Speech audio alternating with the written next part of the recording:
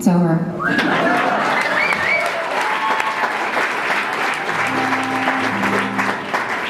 I really love just completely grinding to a halt any kind of comedic momentum a show I'm on has by doing a song like that where people are like, I don't know how to feel. Stop putting your shit on me, Karen. Too bad!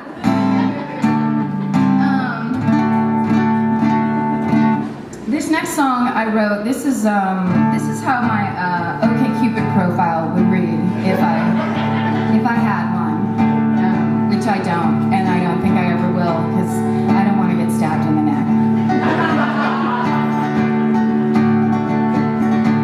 No, I don't want to meet you for coffee. I don't care where you went to school.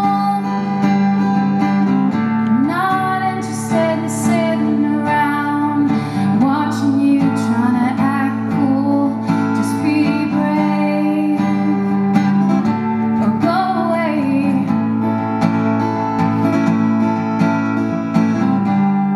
Either way, you'd say okay.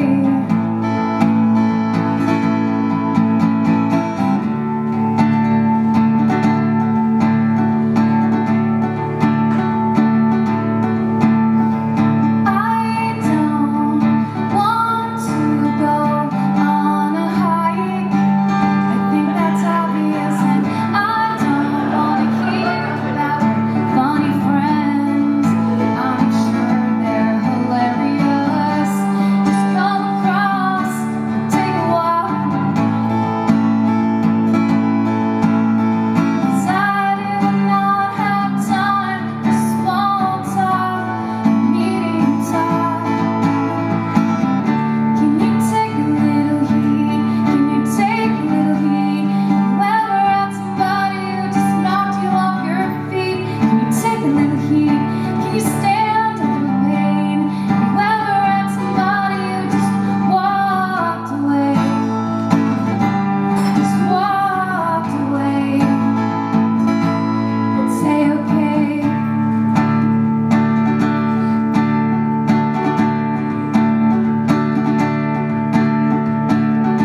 What bands are you into?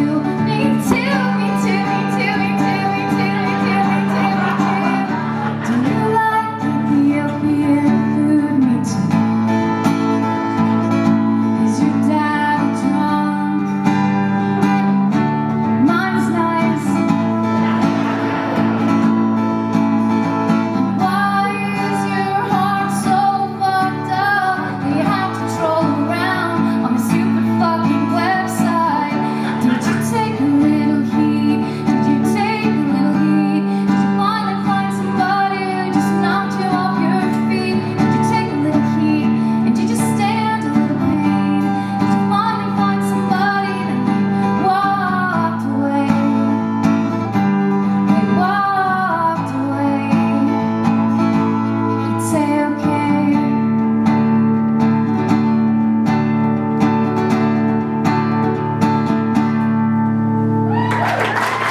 It's okay, everybody. Thank you so much. I'm going to leave you on a religious note.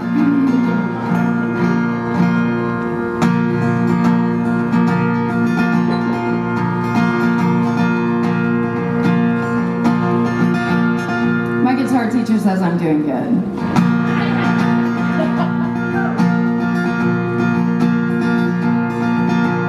Jesus walks and he runs and he flies. He can harness the wind. He's in charge of who lives and who dies. He has open wounds and his heart's on fire. He can see us right now. He is watching us.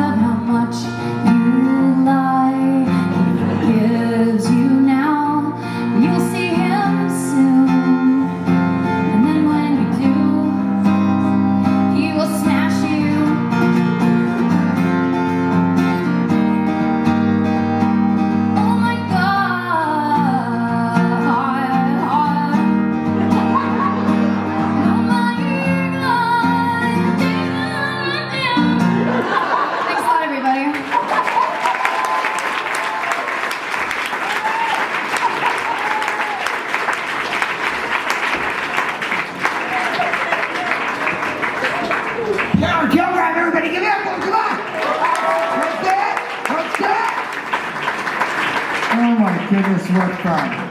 You guys have been so patient, so polite, and so lovely. We're going to keep partying. We've got one more comic for you, and then I'm going to come up here and just talk to somebody in the audience about themselves. And then we're done with this portion of your evening. Are you guys, I know, but I want to hear, like, are you guys having a good time? Yeah! Well, then there you go. So, this next comedian, I'll say this. He is doing The Tonight Show with Jimmy Fallon on Thursday. So he's warming up a set right here, so you get to see it before you even have to tune into that old coot. So, it'll just be a little bit, but I also want to say, like, what a guy. Started in Chicago, part of the Chi-Town crew. 312 Until We Die. Please welcome to the stage, Nate Bargatze!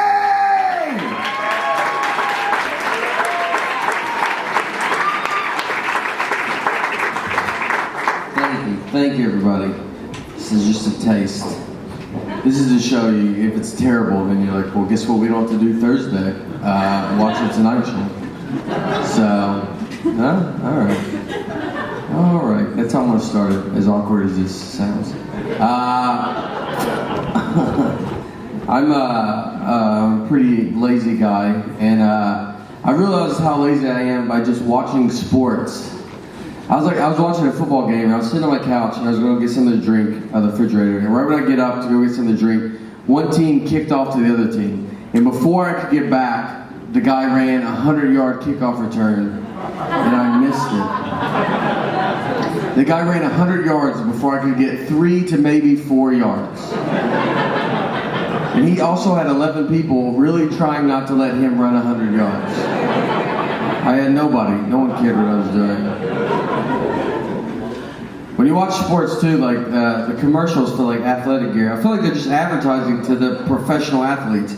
It's not to like regular people. Like you see like stuff with like running shoes. You're like, oh, you should buy these running shoes. And then it shows a guy running with a tire tied to his back. And it's like, all right, well, how do those shoes look with jeans and sitting down? Because that's all I got to get tire and a rope. That's a lot of stuff you're asking me to buy. Somebody gave me an Under Armour shirt. You know those that are like skin tight? Like, have you ever wore one of those? Like, it just shows the worst parts of your body. I look better without a shirt on than with that shirt on. You know, like plastic surgery, how they draw like markers on you and stuff? Like, they should just put you in that shirt and be like, obviously you can see where we're going to go after it. These are the target areas. I'm shooting for it. I'm in horrible shape. I always tell people I gotta get back in shape, but I've never been in shape. So, if people are like, if I could get back to my 20s, I would have to go back to 7. Like if I could get back to when I was 7, I was killing it. You know. For me, a good workout would be walking to McDonald's. Would be a great start. That would be, maybe stand up and eat it. See if that does something. Instead, I ordered the P90X videos. I thought I could do that, I don't know, I've never worked out a day in my life, so let's do what the Navy SEALs do. I did not do it. The reason I ordered it is because, like, in the commercial, they show like a before body and an after body. I was blown away by the before body. I thought that's what you get to look like. I really was like, that guy looks unbelievable. I would love to look like that. And then they showed the after body. I was like, does the before body guy have a DVD? Because that guy, he looks more my speed. Like, what did he do to get to that? And I'll just do that.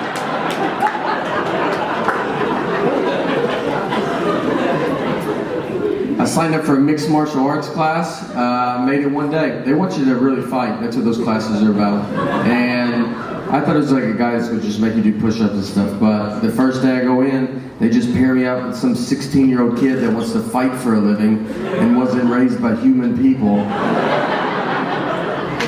And they were just like, why don't y'all just go at it? And I was like, well, I think it's because we have different goals. Maybe that's why we should not go at it. I believe he's training for the Hunger Games. I just want you not to see my nipples through my shirt. So We should do levels, you know? Because it would be a good way to protect yourself, though, learning that. I found another way, though. I watched 60 Minutes did a like undercover reporting on this guy that sells tigers. Like if you guys need a tiger, I could get you in touch with a guy that can give you a pretty sweet deal on a tiger. They filmed like where this guy keeps all his tigers, and then they like interviewed him afterwards, and they're like, "Hey, do you think it's too easy to buy a tiger in this country?" And the guy was like, "Yeah, it's like way too easy." And that was my favorite part. You know, it shows why America's the best. I didn't even know you could buy tigers here. I would have been embarrassed to ask. And then I watched that, I was like, well, I don't really have to jump through hoops if I want to buy a tiger. It's not an all-day thing, it's an hour. I'll be right back with our tiger.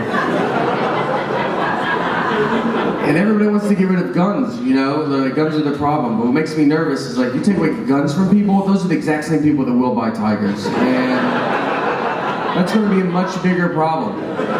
You're probably going to be like, look, here's your gun back. And they're like, no, I'm good. My tiger is way better than my gun. My gun missed all the time. My tiger rarely misses. Even if he does miss, it's just for a second. It's never long, you know? Like if a guy dodged the tiger and he's like, your dumb tiger missed, it's like, well, he did not. He is right behind you now. And yeah, he is furious about it. So, all right, thank you guys very much, man. Y'all are great.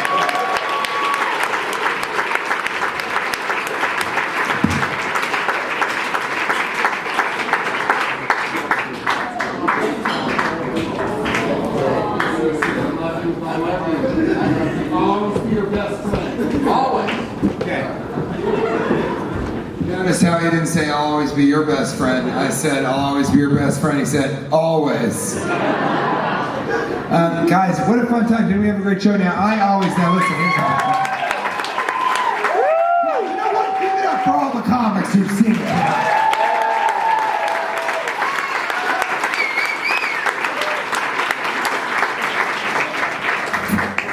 You know, listen, I usually end these shows with some kind of big closing bit because it's all about me, and I want to be at the end of the thing. What'd you say?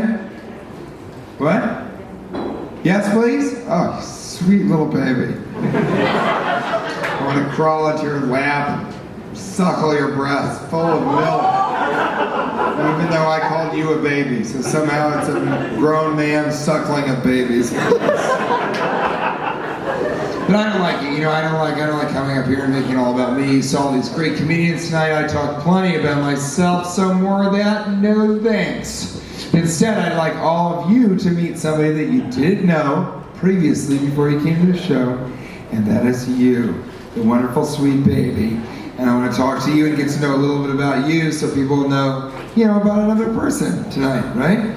So, what's your name? What is it? Reese! Reese's peanut butter cups are my favorite candy. Are they yours too? Because of the name or because they're fucking delicious? They are delicious, aren't they? And so Reese, now a lot of people would say, a lot of comedians would say, well, what do you do for a living? You know?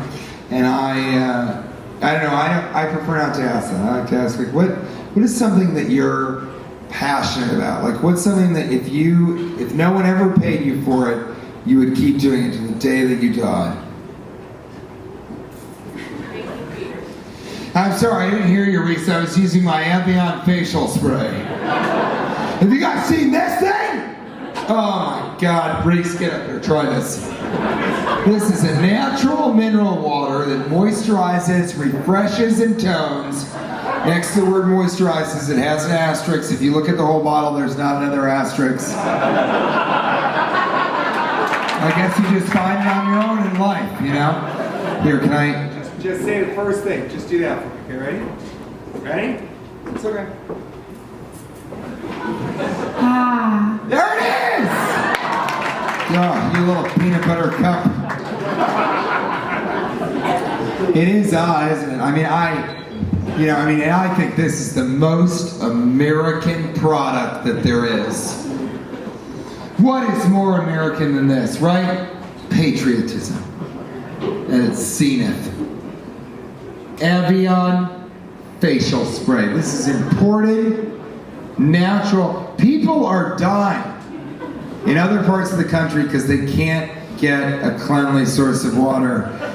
And in America, we're like, sometimes I like it on the outside. Oh, sure, when I'm thirsty, I'll put it inside, but other times I'm like, Safari Jungle, in it. Right? Safari Jungle. But I bought this for the joke that you just heard, but like many things in my life, the comedy began to bleed into the reality, and the reality began to bleed into the comedy, and vice versa, and the universe, and the other way around. And I started using this for reals, in my real life, because it is, right? It feels good. It has other uses too, like I don't know, and I like it, you know. But it's also, you ever talk to somebody who's texting the whole time? Like you're talking to them and they're just in their phone, but they, even if they look up, they're still looking at their phone like, yeah, definitely, yeah. What I like to do is you do this too, you should get one of these, right when they go into their phone, you know? Like take out this bad boy and do one of these, you know what I'm talking about?